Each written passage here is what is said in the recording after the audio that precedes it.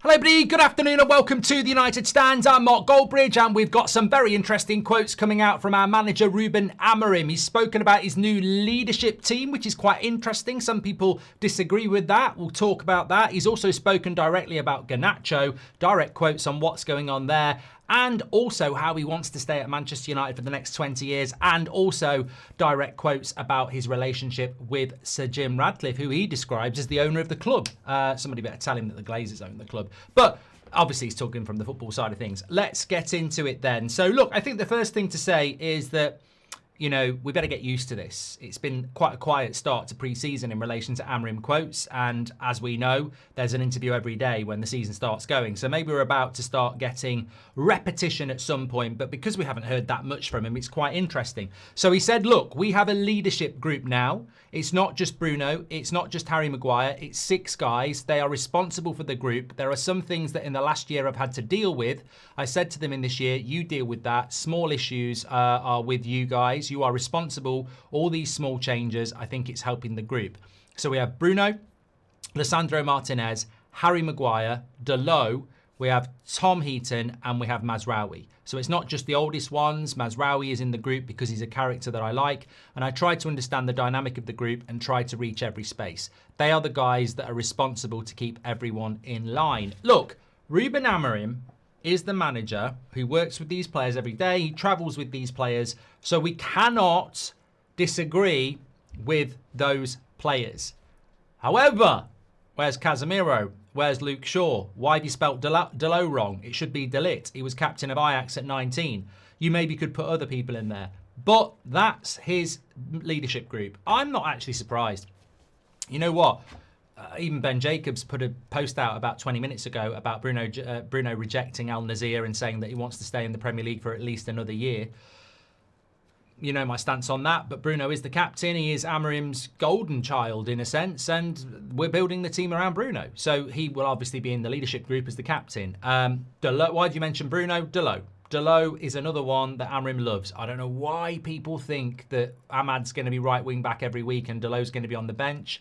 I think Dalot plays a lot of games for Man United next season. And he's in the leadership group. He's in the leadership group ahead of Luke Shaw, ahead of Casemiro, and ahead of Delit. So he's a very important player in Amorim's system.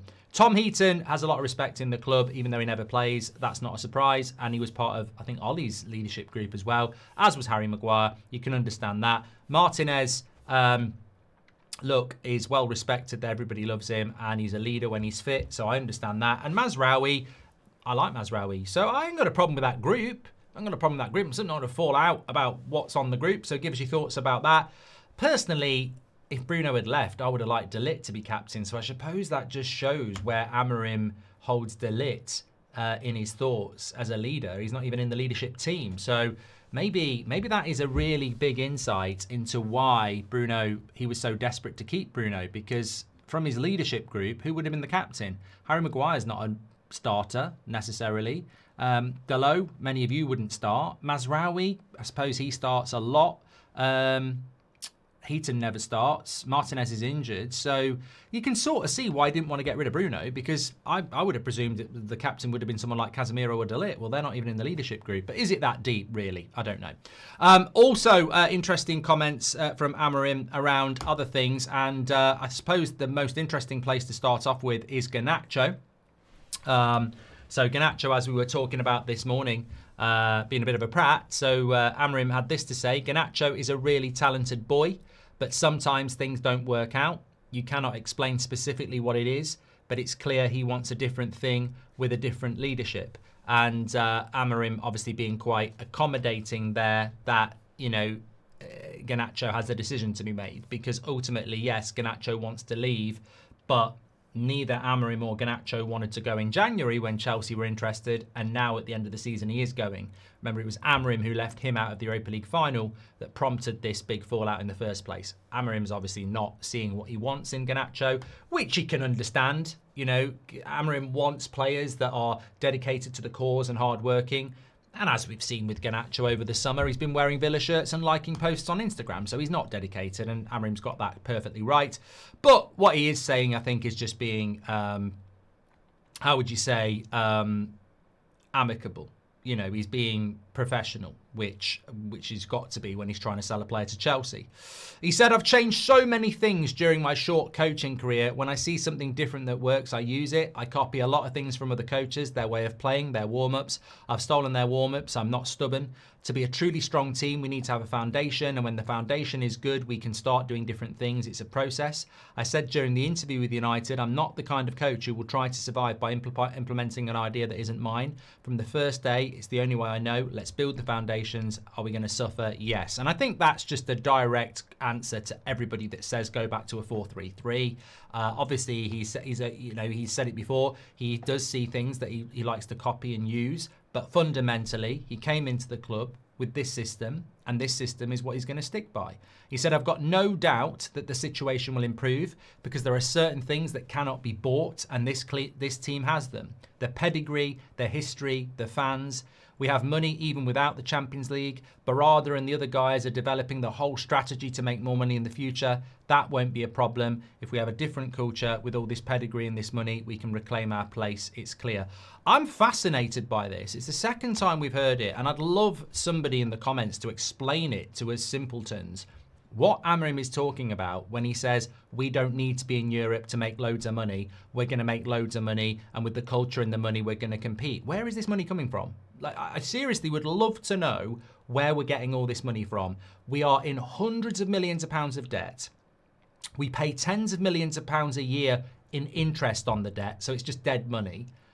Other clubs are earning £200-300 million a year more than us in revenue from, playing in tournaments. And every other club has brand deals and shirt sales and tickets for sale as well. So where is this magic money coming from? Maybe I'm missing something. I know about the stadium, but that's like 5 to 10 years in the future. 5 years, you won't even be here. So, although, this is what he says, I want to stay for 20 years. So maybe he's thinking about the money in like 15 years' time. That's my goal. I sincerely believe in it. Something will happen. At certain moments, I'll get lucky. I've been very lucky throughout my coaching career, and my idea is to stay for many years, and the results will decide that. And I know that all the credit I had when I arrived was used up last year, but I'm ready to start from scratch. I think that's a very intelligent comment from Amorim again as well, that unfortunately, he did lose all that razzmatazz and buzz and hype and credit because of what happened last year, and that's going to be a mark against him, of course. And the Europa League final, even I, as a fan of Amorim, would say was shocking. I mean, that was abysmal coaching. But the new season is always a start. It's always a fresh start. When we finished 8th and won the FA Cup with Ten Hag, it was a fresh start. Yes, there are residues of last year and people that want to be vocal about that, but if we can start the season in a different way, he will start to get that money in the bank back. Could he be here for 20 years? I mean, if he's here for 20 years, something's gone very, very right, hasn't it? I hope he is here for 20 years. It would be great. He spoke about his relationship with Sir Jim Ratcliffe. He said, we talk on the phone. He sends me messages. He sends me gifts. Gifts. At the end of the day, when I'm on the champers, I'm on the gifs. I bloody love them. I love the gifs. I love the gifs. I loves the memes. I loves analogies. I love it. I'm a right good laugh. I might be a billionaire, and I might have a season ticket at Chelsea, but I'm up for a laugh, and definitely check out that with Ruben. Yes.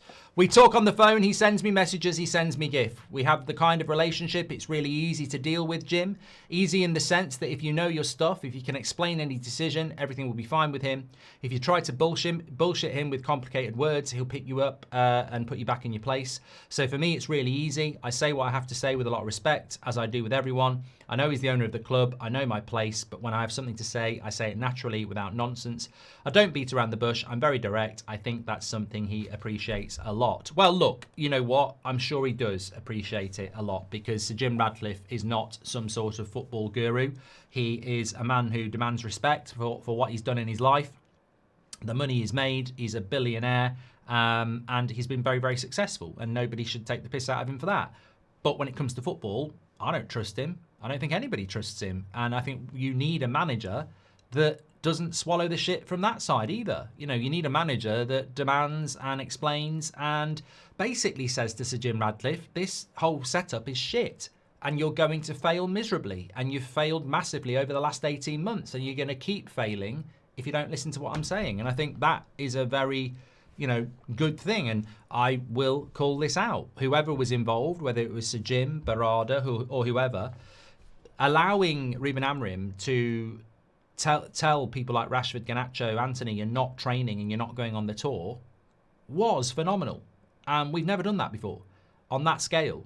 And it's been brilliant for the atmosphere around the team, for the fans. Yes, we've not had the transfer window we really want, but we have done some good, and I think that was big, and that would have to be signed off by management. So not everything is bad, but not everything is good, and there needs to be a lot more of those types of decisions to come. And I would also say, as good as it's been to treat people like Sancho and Garnacho like that, let's not forget, Rashford wasn't here, Anthony wasn't here, Sancho wasn't here, and Malacia wasn't here. And Garnacho certainly wasn't the only player responsible for what happened in the Premier League and in that Europa League final. And I still think there are some chances who've managed to get away with it who are still at the club. I have the feeling, I think it's clear that Garnacho wants a different thing with a different leadership, and I can understand that, so I think that's not a problem. Sometimes you adapt to one guy, you have the connection. Other times you want to challenge, so we try to make everything okay to all the parts, to the club, to the coach, and to the players. It's a natural thing in football. So I think that's just Amorim sort of talking about moving players on. He says that there are players that clearly show they don't want to be here, and that is normal. They are not bad, and I'm not good. I'm not bad, and they are good. It's a simple situation. They want new challenges. So we will try to use this space to prepare the team that I think is going to be here.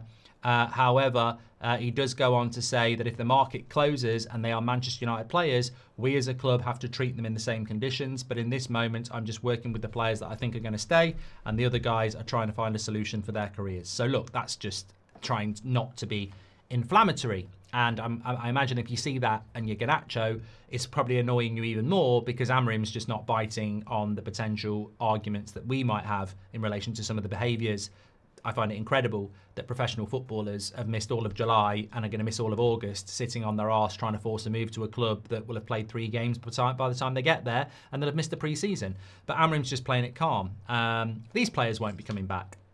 They have no future at Manchester United. They want no future at Manchester United. And to be honest, Amorim doesn't want them to have a future either. But it's just a professional answer to an honest question, and that's what you expect from Amorim. So look, get your comments in. There's quite a lot in there. I've sort of given you mine as I've gone along. I'm very impressed with Amorim. I really like Amorim. I want him to be successful. I expect improvement this season. I guarantee it. There will be improvement. I don't know what it's going to be. We're not in Europe, so we can't go back and win the Europa League. We can't improve on that.